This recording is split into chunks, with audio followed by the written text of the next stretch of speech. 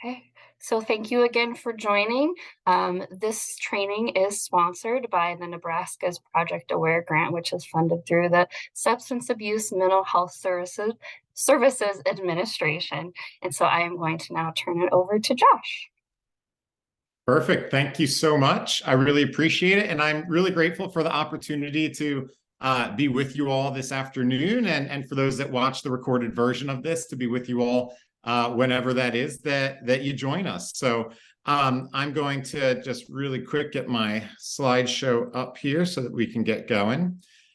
So first and foremost, I am Josh McNeil, I'm the CEO of InMind Services. And with InMind Services, basically our idea is that we want to support those who support children. And so with everything we do, we're trying to work with parents and those who work in schools. Any adult that is active in supporting the life of a young person is what we're really excited about being part of. And so we try to always take a brain-based approach to all of the work that we do so that we can understand the basics of how the brain works, what's going on within a child's brain when they might be dealing with different behaviors, or they might be dealing with academic issues or social issues, and really trying to get to the core of what that is. And so that's kind of the angle that we take at everything. So my commitment in any type of training that I do is that I always want to bring it back in some way to that understanding of the brain. And I'm always going to be really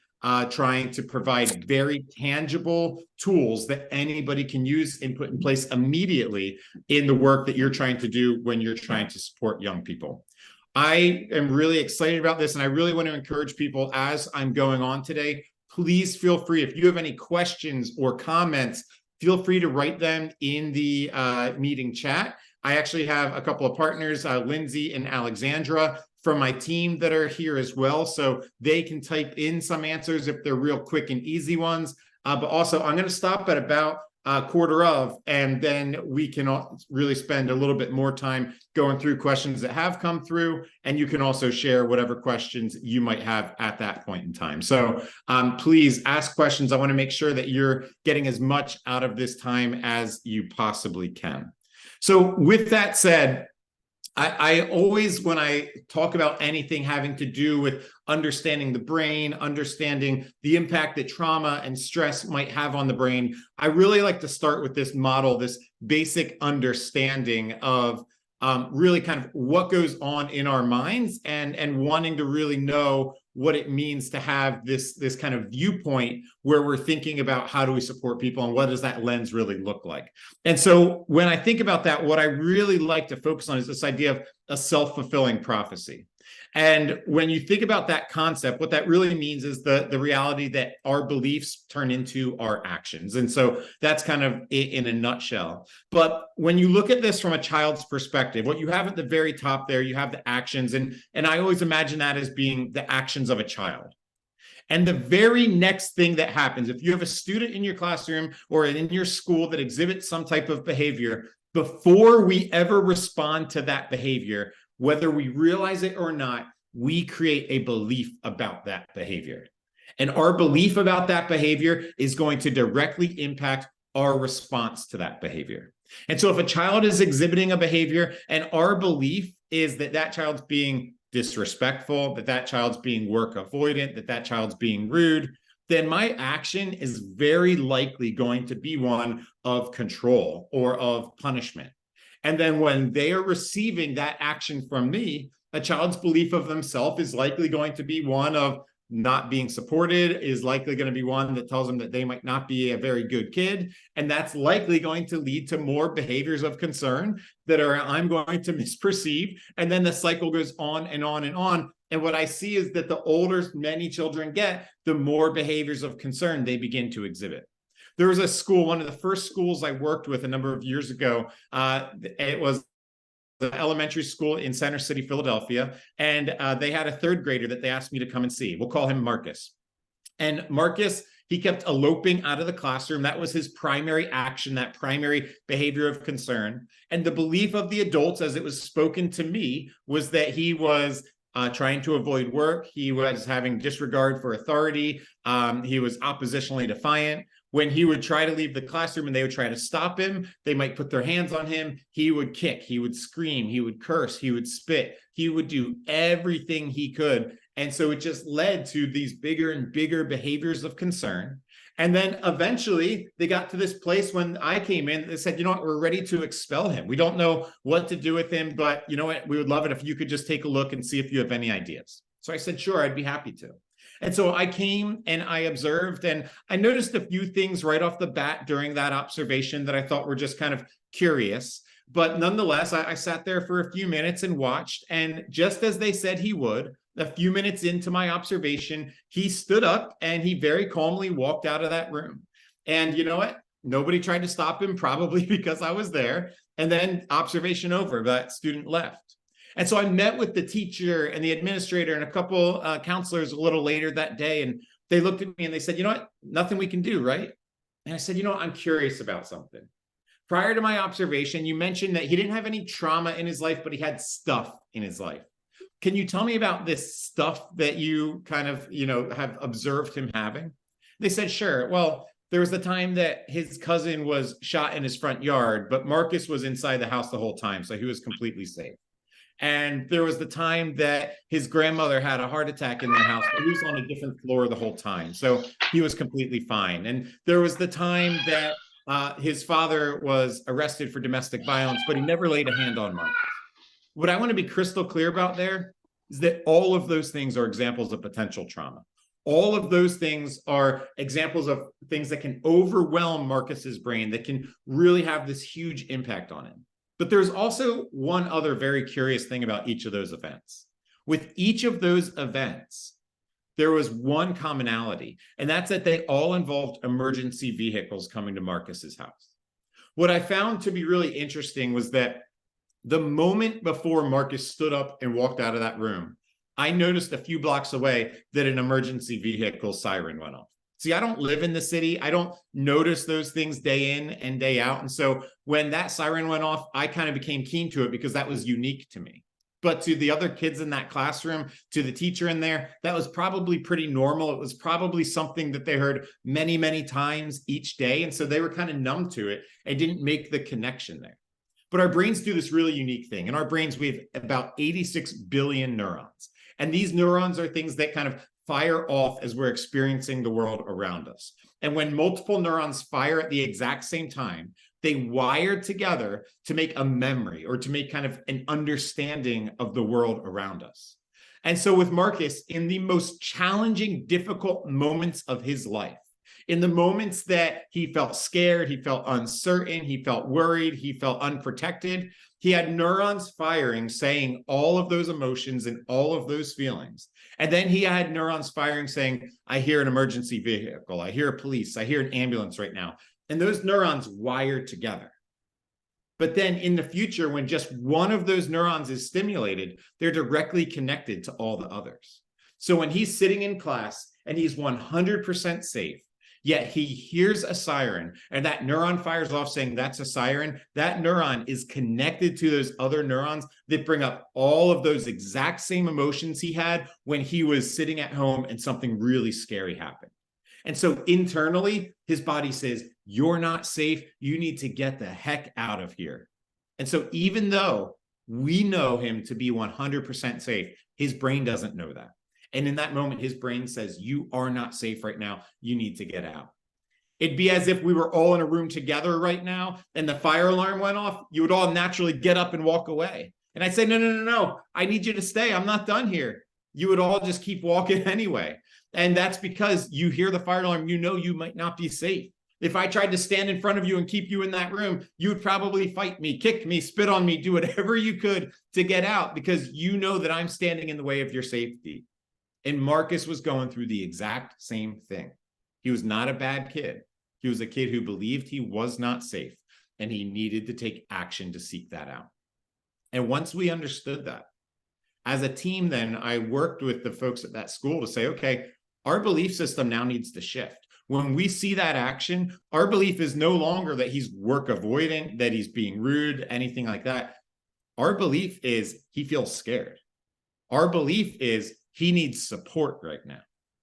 And now our actions are no longer about being punitive and controlling. Our actions are coming from a place of support.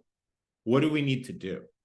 And so we made a plan with him about, you know what, when you need to leave this room, you can go every time, but here's where you need to go. And here's what you need to do. Here's things that are available in the classroom. And so slowly what began to happen was our actions showed support, and his belief system turned into, this is a place where I'm supported. And so now when his brain said you might not be safe right now and he needed a place of support, all of a sudden he was in that same place. He was already in a place of support and he didn't have to leave. And so it took time to build up to that, but that's what we want to do. When we think about creating an environment that is safe for students, this is what we're talking about. We're talking about creating a place where they know they are safe, where their brain says you can be successful here. But that involves being really mindful about what types of tools are we going to make available to our students, and how do we create an environment like that? And how can we be as attuned as possible to what's going on in our students' brains? And so that's so much of what we want to be covering in our time together today and in the future sessions, is really thinking through, how do we create that environment? What are some of the key things that we want to be looking for? And how do we make sure that every single student that we come in contact with is able to say, you know what, I feel supported, I feel cared for when I'm around these people. And so when we look at the basics of the brain, our brains are unbelievably complex. And so we're breaking the brain down into 4 basic regions. And you'll see on this graph, or in this model specifically, it's breaking it into 3 different developmental stages. And so once again, our brains are way more complex than this, but this is a simplistic model that we think is really, really advantageous when we're trying to just have a basic understanding of the brain and where our kids are at in the brain. One of the first and perhaps most important things to understand about the brain is that our brains develop and operate from the bottom up. And so what that means is that you have different regions of the brain that are primarily developing at different times. And so when you are in utero, your primary region of development is going to be your brain stem. Other regions of the brain are developing then as well, but your primary region of development is the brain stem. And then once you're born, for the first couple of years of life, your primary region of development is going to be your midbrain. And then from about age 2 or 3 to about age 12 to 13, your primary region of development is going to be your limbic system. And then from about age 12 or 13, all the way to the end of adolescence, which depending on who you ask now is actually getting into your early 30s, the primary region of development is your cortex. And the reason this is important to understand is that what they've discovered about trauma is that it is less about what happens to you and more about when the traumatic event occurs. Because the region of the brain that's primarily developing at the time of the traumatic event is the region of the brain that's going to be most significantly impacted by that traumatic event. And so if you have a traumatic event in utero, which people always ask, can you? Absolutely, you can. A parent that's under high levels of stress or anxiety, a parent who's utilizing substances that they shouldn't, a parent that's experiencing domestic violence, a parent that's malnourished, all of those things can lead to a maldevelopment of that brainstem, which may lead to health and behavioral issues later in life for that child. If a child experiences trauma in the first couple years of life, which could be the child experiencing any of the things that we just described about the mother, the child having inconsistent caregiving, the child observing domestic violence, even if they're not experiencing it themselves, all of those things can lead to a maldevelopment of the midbrain, which is once again likely to lead to health and or behavioral issues later in life. And all of that I just described at the brainstem and midbrain has occurred prior to the child possessing the ability to create memory. And so one of the things that is so important when we think about anything related to trauma-informed work is that we are not talking about being informed of the traumas that a child has experienced, because in many cases, they may not be informed of those experiences. But instead, what we're talking about is giving every single child the benefit of the doubt. We want to believe that every single child wants to do well, that every single child is capable of doing well, and that if they're not doing well, we want to really be detectives of that. We really want to come alongside them and figure out, how do I help you? How do I support you right now? What are the tools that I can put in place based on what I now understand about the brain to be able to help you? Now, what's great about this understanding of the different regions of the brain is that we can actually look at how a child's behaving, and it begins to kind of paint a roadmap, if you will, for where they might be at in the brain. And that tells us where we can direct a lot of our tools that we might want to utilize to help them. And so if they are in their brainstem, your brainstem is your basic life functioning, your blood pressure, your heart rate, your body's temperature. And if those things aren't properly regulated, what you get is a child who has significant difficulty holding focus on any one thing for an extended period of time. And you have somebody who's going to be very likely to either have spontaneous externalizing responses. So they might yell, scream, blow up seemingly out of nowhere, or internalizing responses where seemingly out of nowhere, they might put their head down, fall asleep, daydream, pass out, where they just have these kind of, that happens once again, seemingly with very little cause. You see these really, really big responses, and it happens day after day after day. That's a sign that somebody may have a maldevelopment in that brainstem region. At the midbrain, I always say these kids are the movers. These are the ones that they're constantly touching, tapping, standing, walking, moving, carrying, anything. These are the kids that are constantly in motion. Sometimes as well, what you'll notice is that these are children that have a maldevelopment or an underdevelopment of their large and fine motor skills. They might seem clumsy as they're walking around. They might fall down a lot. Their handwriting may be atrocious. So those can be indicators of a child who's in that midbrain. These are all those movement things that you might see in a child. When you get to the limbic level of the brain, that's the social and emotional part of the brain. These are the kids that, or this is the part of the brain rather, that wants to connect with others, wants to create relationship, has appropriate emotional responses to things going on. And so these are the kids that really struggle to develop healthy relationships. You might even struggle to connect with them or like them some days. These are the kids that have really big emotional responses to non-emotional stimuli. You ask a child, can you push your chair in, please? And they look at you and say, why do you hate me? My request for you to push your chair in is not an assessment of our relationship, but it is just me trying to keep the room clean, but they're interpreting it that way. And so that tells us a lot about what's going on in their brain. And then the cortex, the top of the brain, that's your highest level of thinking. That's your concrete and abstract thought. This is where we expect our kids to be operating from. And so this is where our kids are at when they're able to really think and plan and do well academically. But if they're not getting there, then that tells us that they're probably somewhere lower in the brain.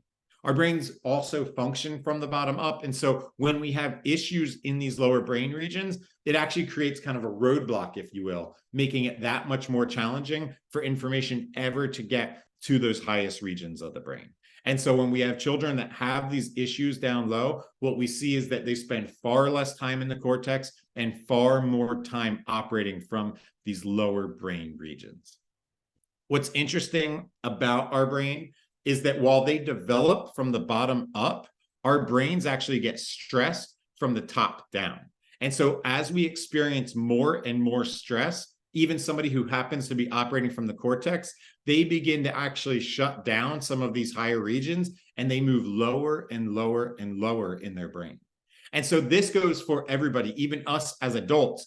As we experience stress, we move lower and lower. And so this is another piece that we want to be on the lookout for as we're thinking of supporting kids. When you're high up in your brain, when you're at the tippy top of your cortex, you're in what's called the calm brain state. This is where you feel 100% safe, 100% calm, not a worry in the world. The truth is, we do not spend very much time here. Typically, we have things that are causing some stress, that are causing some semblance of worry for us. So we don't spend that much time here. And then as we begin to add a little bit of stress, and this is just the social stress of being around other people, the academic stress of a child being at school, the professional stress of you as an adult being at work, as you add what I call manageable amounts of stress, you're still in your cortex, but now you're in the alert brain state. And when you're in the alert brain state, you're able to handle the load of stress that you're receiving at that time. But then if the stress keeps coming, and you don't know what to do with it, and suddenly because of the type of stress or the quantity of stress, it's something that you may be less equipped to be able to handle, you begin to move into the alarm brain state. This is where you're now in the limbic level of the brain. This is the uh-oh brain state. This is the, I'm asking myself, am I safe right now or not brain state? Believe it or not, This is where a lot of our kids start their day. If you know that they have any background of trauma or neglect, or if you know that they have high levels of stress at home or in their community, they're not walking into our school building saying, I'm ready to learn, teach, let's go. They're walking in at that limbic level saying, am I safe right now or not? I always compare this to walking through a dark alley in the middle of the night. If you are walking through a dark alley in the middle of the night, chances are you are not trying to solve some complex academic problem in your mind. You are not doing some long-term planning. You are focused on the immediacy around you. You are focused on, do I see anything? Do I hear anything? And you're wondering, am I safe right now or not? You are stuck in that exact moment in time. This is where our kids are when they walk into our building, when they walk into our classrooms. They're asking, am I safe? They're looking around. They're looking for clues to tell them that I'm safe or I'm not safe. And how we greet them is so crucial.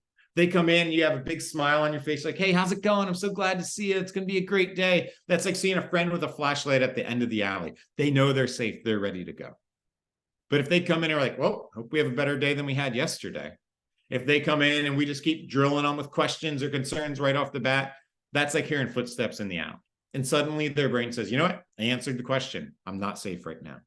And then they move down into the midbrain. That's the fear response. That's where their brain says, I'm not safe right now. I need to begin to prepare. Literally, they're sending blood to their hands and their feet, ready to fight, ready to run away, or it's removing blood from their extremities so that they can shut down, put their head down, fall asleep, pass out. They're moving into a state of survival. And when you move to that terror state, you are actively in the state of survival, trying to fight, trying to run away, actively shutting down, just trying to survive what's going on around you. And so this is something that a lot of our kids go through. That is a 100% normal neurobiological response to stress. It can cause behaviors of concern. It can cause a child to really struggle academically, but this is not because a child chose to say, you know what, I feel stressed right now, so I'm going to choose to have my brain, move down to the lower regions. This is a natural response to what's going on.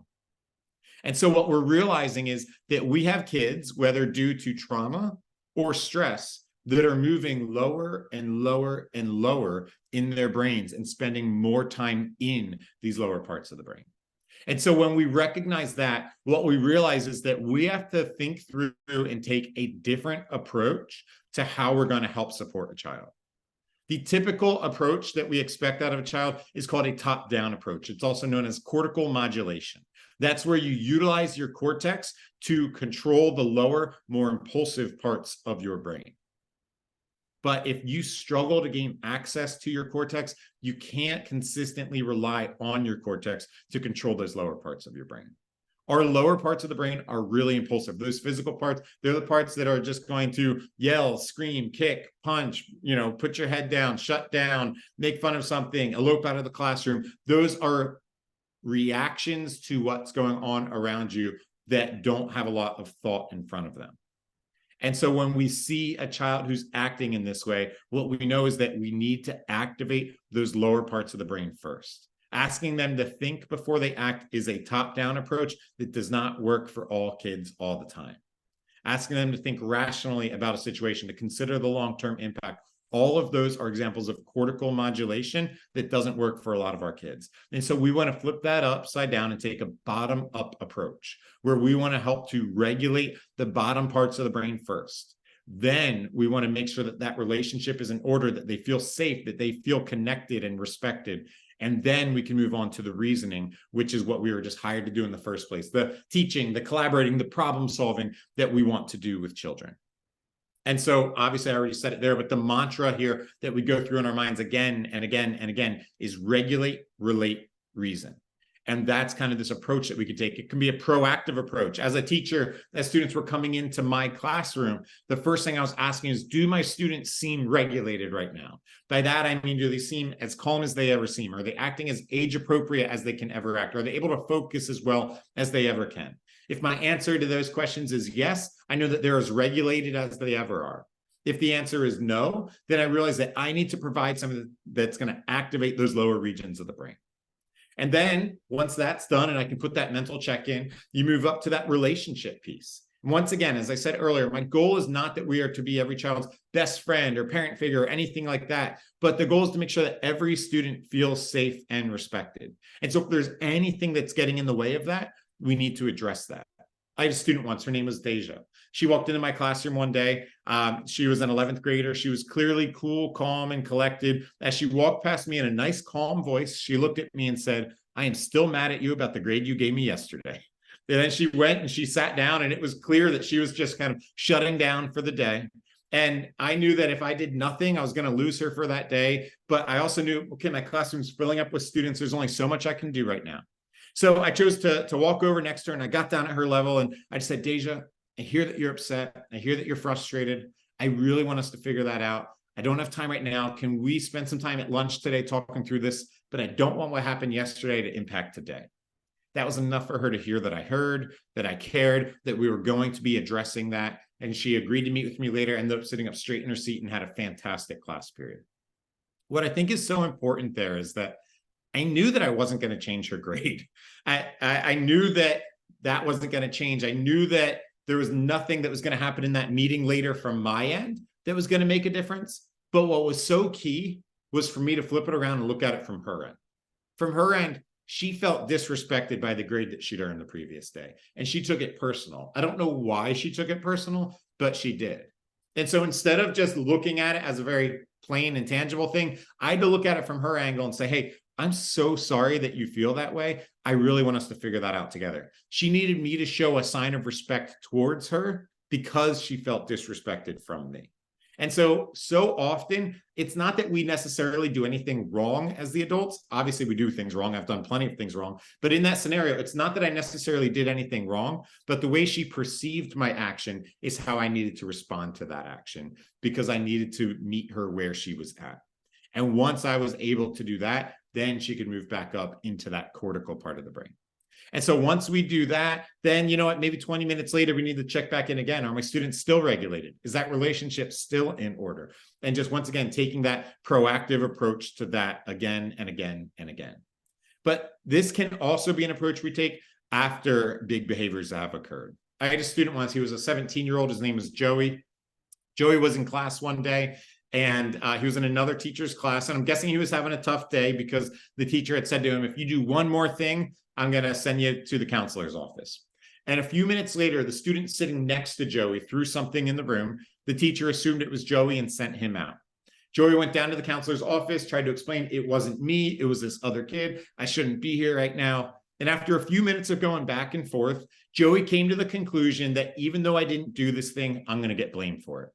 And when that happened, Joey snapped. He started yelling and screaming, cursing up a storm. He started throwing things around the room, you know, books and notebooks and pencils and staplers and everything he could. And then he moved on to larger stuff like the furniture and chairs and desks. There are these two large wooden cubbies attached to the wall, and he slammed his hands down on them. They broke into pieces and fell on the floor. He is destroying this room. I have a good relationship with Joey. I was down the hall and had a free period. Somebody came and got me. They said, "Josh, can you please come talk to Joey? He's completely losing it." I was like, "Yeah, sure, no problem." And I run over to the room where he's at. I take one look at him and I'm like, man, my relationship with him means so little right now. I could go next to him, put my arm around him and say, "Hey, what's going on, bud?" But that next chair is just going to come my direction. And so instead of attempting to do that, I ran over to the teacher's lounge. I grabbed 2 large cups of water and I came back to the room where he was. And I reached my hand out and I said, "You look thirsty, bud. You want some water?" And thankfully, he reached his hand out. He took that water and I stood next to him. And all I said was, "Take slow sips. Take slow sips." Now, it might seem like I was just trying to hydrate him for his next round of furniture throwing. But the truth is, water is extremely regulating. When you drink water, not only is it obviously just one of your basic needs, but when you drink water, it helps you become hydrated, which is good for the functionality of your brain. It softens the bags of your lungs, which allows oxygen to more freely flow up to your brain. But third, and perhaps most important, it's kind of like a breathing exercise. If he had just drank that water quickly, he would have spilled it all over himself. He had to control his breathing to be able to drink that water. And that was such an important first step to helping him to calm down so that he could actually be in a better spot. And so he drank that water. And the temptation of everybody, myself included at this part, is just to start talking at him, to tell him all the things he did wrong, to tell him all the consequences, to try to get to the bottom of it. And the most important thing to do when somebody is as low on the brain as he was is to just keep our mouths shut. All he can hear about is what does he need to hear in this exact moment in time. And the most important thing for him to hear was take slow sips, take slow sips. After he finished the first cup of water, I handed him the second cup of water, and I walked past him. I started cleaning stuff up from around the room, just the small stuff, pens, pencils, pieces of paper. And when I saw that he finished that second cup, I walked over to a large piece of wood from the wooden cubby that he'd broken. I reached down, I said, "Bud, this is too heavy for me. Can you help me pick this up, please?" And thankfully, he came over next to me, and together we picked that up and we leaned it against the wall. And then together, really without much words at all, we walked around the room, we picked up all the furniture and put the room back together as best we could. What I want to be crystal clear about here is that no part of me said or implied to him, "You made this mess, you better clean it up." That's cortical. He's not ready for that yet. Will there be consequences to his actions? Yes, there were. But is now the time to dish them out? Absolutely not. The reason that I wanted him to help me move that furniture is that utilizing your large muscles in a controlled way is a great way to activate your midbrain. It's a great way to regulate those lower parts of your brain. And so I had already started cleaning up the small stuff. So his brain knew that when I'm saying, "Hey, can you help me with this?" I'm actually giving him a choice there. I'm not demanding it. I'm not punishing him. I'm actually giving him a choice. I already showed him that I'm cleaning this room up one way or another. And so he felt the safety to join me at that moment. And together we cleaned that room up. By the time the room was kind of cleaned up as best as we could get it, I looked at him, and his eyes that were darting around the room when I first walked in could now focus on me. His breathing had slowed down significantly. And I knew that now my relationship with him mattered. And so now I started talking to him. I was not talking to him about the events of the day. I was not talking to him about his punishments or anything like that. I just was chatting with him, trying to reconnect with him. I knew things he was interested in. We talked about dirt biking. We talked about football. We had inside jokes because he'd been in my class before. And so just trying to get him to laugh a little bit. I wanted him over the next 5 or 8 minutes just to remember, this is Josh.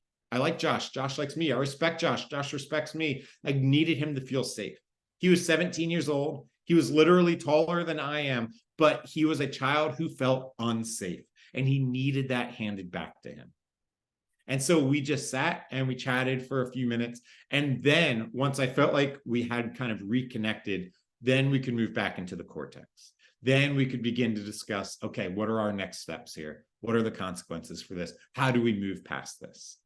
And so he was able to have a constructive conversation there. He was able to advocate for himself there. He was able to really kind of come away from that, even though it was clearly not his best day, knowing that we're going to do anything and everything we possibly can to help and support him. And so he knew that, and he was able to feel that in that moment in time.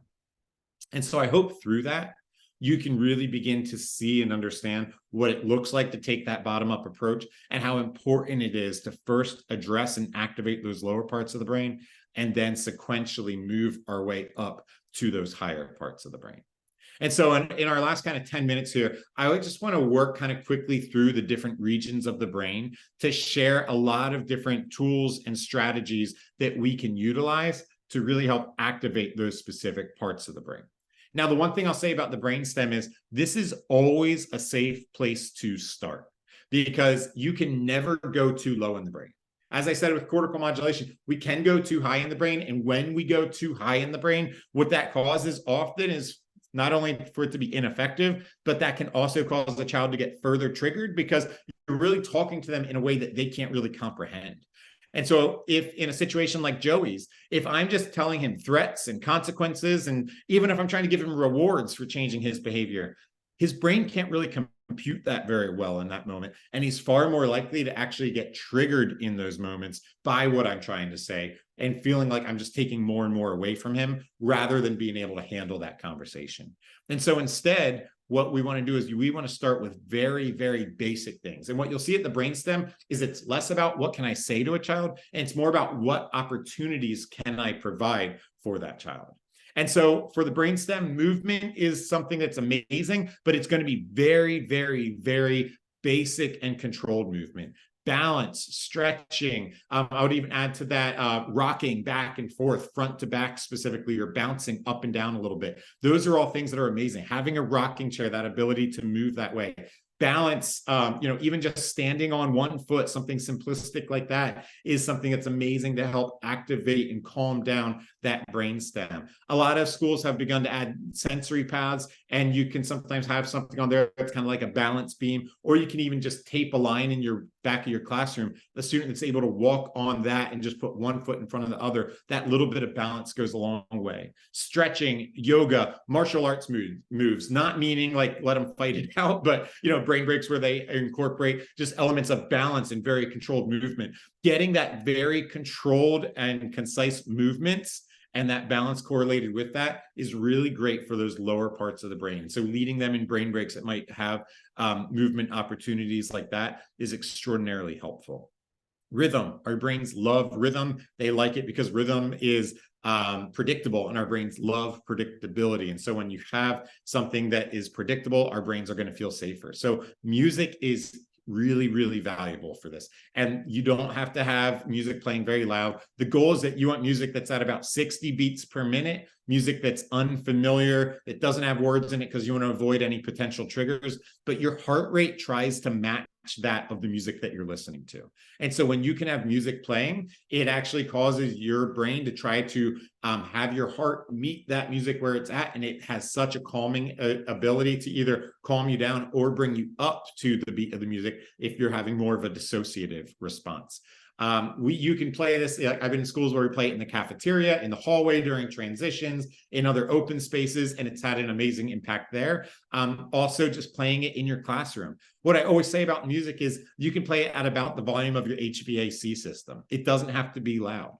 Typically, if you're in a classroom and you all of a sudden go completely silent, you can hear either the buzzing of your air conditioner or heater, you can hear a speaker, you can hear the lights dinging. They're things that you're not focused on at all times, but when you draw your attention to them, you can realize them. It's kind of the same thing with the music. If that's playing really quietly, it doesn't distract your attention, but your brain knows that it's there, and it's trying to, once again, kind of stick with the beat of that music, which has such an amazing calming impact. Drumming, you can have like just little like clapping and brain breaks where you're just kind of repeating rhythms and things like that. That little bit of rhythm goes such a long way. Breathing is amazing for the brainstem as well. Any attention, whether it's taking a deep breath, whether it's a more ritualized breathing experience, whether it's handing a student water and they need to control their breathing that way, but also having fun with it. But if you're working with younger kids, they love blowing bubbles, blowing up balloons. And with kids of all ages, I've done activities where they're blowing different things across their desk. Have a cotton ball and the four corners of the desk are A, B, C, and D, and you can do a review activity. One of my kids' favorite brain breaks is folding a little piece of paper into a paper football. And the typical game is you try to push it across a desk and have it kind of just hanging over the side. That's all right. You have 90 seconds to get as many touchdowns as you can, but you can only use your breath to move it. And so it's fun. So they buy in, but they're taking controlled breath after controlled breath after controlled breath, and it puts them in such an amazing spot. Sensory is great for the brainstem. Any of your five senses are really, really key. With touch, there's a lot of different fidgets that have different textures that kids really gravitate towards. And so just having something in their hand, different textures that you can find, whether it's free carpet samples, whether it's Velcro underneath the desk, just things that they can touch, they love. You see on there as well, chewing and sucking. We see a lot of kids that really benefit from some level of oral activation. So whether that's utilizing gum, mints, thick candies, big pretzels, for kids that have more serious issues with this, literally giving them the chew jewelry that you would use for a teething infant. They can wear it around their neck and just put it in their mouth. The kids that need this because they're already, sucking on their thumb at an older age, or they're chewing holes in their shirts because they just need something in their mouth. And so being able to supply that for them is something that can really be advantageous. And then animals, you see, are on the list. They are on every single list because you can actually utilize animals, whether it's a trained service animal or a school mascot or even animals in the science classroom. They can activate every single region of the brain. And so animals have just this amazing tool because they actually utilize different neural pathways to connect to an animal than to a human being. And so you can have a child that hates every human in the building, but they can connect to an animal, and you can utilize that to then kind of scaffold on to the humans that are associated with the animal to create a safer space and safer people for a child.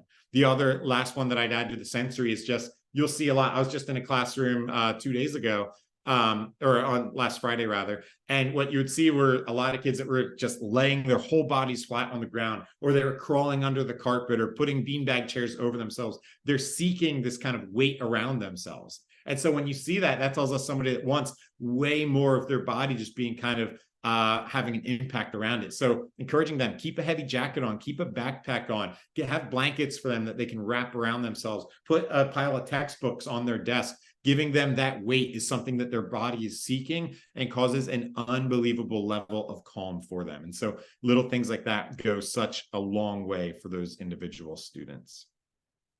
When we move to the midbrain, these are the students who need to move. I always say they're either going to move on their terms or on our terms. And if they move on their terms, they're probably going to get in trouble for it. And so just offering opportunities for movement. So walking, running, bilateral movement. I know for a few of you I saw in there, you might be people that take students one-on-one. If that's the case, take the long way to your office. Or if you're able to just have a walking discussion with them for what you're trying to accomplish, do that. Take a walk and talk with them. That movement is going to be so helpful, not only for your time with them, but it's also going to be advantageous for when they transition back into class to be in the best spot they can be in.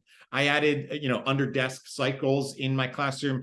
They were amazing for some of my students who had just a lot of energy and that need to move, and they would just pedal all class long. And that got so much energy out for them. Large muscle, utilizing your large muscles in a controlled way. I think about Joey, and me moving that furniture around. So finding ways that they can use that. So whether it's moving furniture in the classroom, handing out textbooks, carrying a box of something for me, little things like that go a long way. A lot of kids love hanging as well. So if there's a way that they can, put their hands over the door jamb and hang, if you can go to the gym and they can hang on the pull-up bar, just that ability, the amount of weight that goes there calms them down so quickly. So opportunities like that, brain breaks that allow them to move, teaching in a way that has them moving around the classroom. I used to hang up notes around the room for their taking their class notes, and they had to move all around the room to fill out their note sheet. So just finding ways like that to keep moving.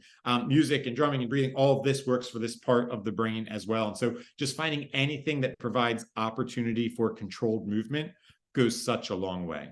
The limbic level of the brain, once again, being the social emotional part of the brain. This is the part of the brain that wants to be connected, wants to be able to control those emotional responses to things. The biggest thing here is just make every student feel heard and cared for. Let them know that you're there to support them. Be really mindful about what battles you're picking with them, what they're capable of. And if it's a child that you do need to be calling out a lot for their behaviors, make sure that you're counterbalancing that with a lot of positive affirmations as well. So if it's a child that maybe all the time they need to be hearing, hey, I need you to stop talking. Hey, I need you to get back to your desk. Hey, I need you to stop touching that. I'm not saying to not give those redirections. They need it. But then they also need to hear from you, hey, it's so good to see you today. Hey, I like your shoes. Hey, thanks for listening when I said that. It doesn't matter necessarily what the positive things are, but they need to hear those things in their brain, because otherwise their perception at the end of the day was, man, I just got yelled at all day long. And if that's their perception over the course of the day, it really begins to change their viewpoint of what school is like for them. And so being intentional about positive interactions with students goes a really long way. And then, being mindful about different things like parallel interaction. That's where you'll be shoulder to shoulder with a student rather than face to face. When you have to have a tough conversation with a student, they're going to be so much more receptive to that than if you're sitting across a desk from them. And so that's just not going to feel as safe to them in those moments. And then connecting them to things like counseling and mentorship. Those are just amazing tools that a lot of schools have, that it's going to be really advantageous if you can connect a child to that. And then small group activities, especially brain breaks where they work in a small group. When they can work in a small group and have positive outcomes, that really helps that limbic level of the brain to feel like, oh, this is something that's advantageous for me, and they can learn positively from a lot of those experiences. And then lastly, the cortex. The cortex grows from all the stuff that you're hired to do in the first place, from learning in the classroom, from problem solving, from long-term planning. All of that is what makes our cortex grow and what helps to develop a really, really healthy cortex. But the point behind all of this is that we cannot just automatically be in the cortex. We need to make sure that we're activating these other parts of the brain first, so that we're helping to gain access to the cortex. one of the most important things I learned about being a teacher is that as a teacher, it was not simply my job to teach. Teaching in and of itself was easy. Stand in front of a group of people and talk for an extended period of time. But my job as a teacher was for my students to learn. And for my students to learn, I needed to be attuned to where they were at in the brain and help to activate the brain and prepare their brains to learn. And as I understood that, I understood more and more how to get them into their cortex. And then the teaching that I was doing could really take off and they were really able to be successful. The last thing I'll say with the cortex is I'm a big believer as well in talking to my kids about the brain, talking to them about where they're at in the brain, about how stress impacts the brain. I don't talk to them about trauma really, but how stress can impact their brains and how sometimes we move lower and lower in our brain. And I found that as I did that more and more, my students got to a place where they could actually communicate that to me. They'd come into my classroom and be like, man, I'm in my midbrain today. You know, if they come in and say I'm ticked off, there's only so much I can do about that. If they come in and say I'm in my midbrain, well, I've got tools for that. And so that really helped prepare them to be in the best spot that they possibly could be in. And so with that, I know that was a lot of information in a fairly short period of time, but I would love to open it up for questions or comments. You're welcome to share questions however you feel most comfortable. So once again, that can be, you can type them in, you can unmute yourself and speak them if you prefer. And then if you think of other questions afterwards, feel free to reach out. That's my email address. That's our website. We also try to share as much information as we can on our social media accounts. So please feel free to give us a follow. And then in a couple of minutes, I'll switch to the next screen as well, which is a reminder to take that survey before we wrap up here. So if anybody has any questions, now would be a great time.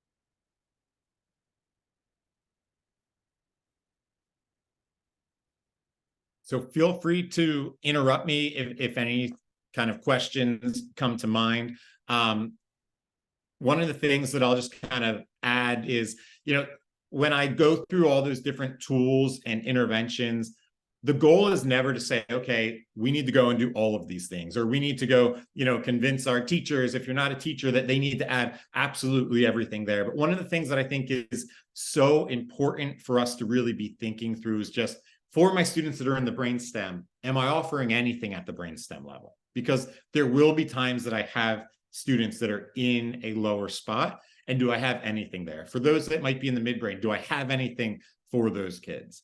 Because what I sometimes find is that we'll be in a classroom and there's no offering other than the cortex for many kids. And when they get stressed, or if they're already coming in lower in their brain, suddenly they're kind of behind the 8 ball a bit, that there's nothing that's available for them, nothing that's going to be able to support them. And so even just having 1 or 2 go-tos at each region of the brain is such an important place to start, to make sure that we're creating an environment that can work for every single student. And thanks so much for the 2 really kind comments that came in. I appreciate that.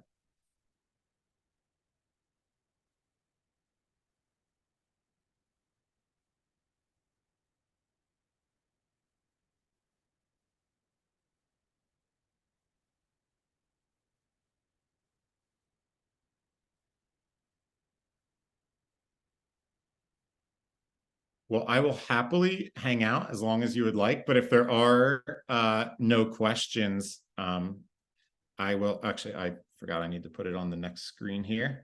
But yeah, if there are no questions, obviously, if you don't mind filling out the survey before you're done, that's really helpful, just as they're collecting data and information on all of this. And the one other piece I would add, and this goes obviously to those of you who are here live, as well as those that are watching this, the recorded version of this. If you have any kind of, you know, big questions that come after the fact, please feel free to send them to us via email, because not only can I respond to it there, but we'll be doing more of these sessions throughout the course of the year, and I'd be more than happy to kind of address some of those questions that come up in future sessions as well. So just making sure that we're doing everything we can to support and help as much as possible. So thank you so much. I really appreciate it.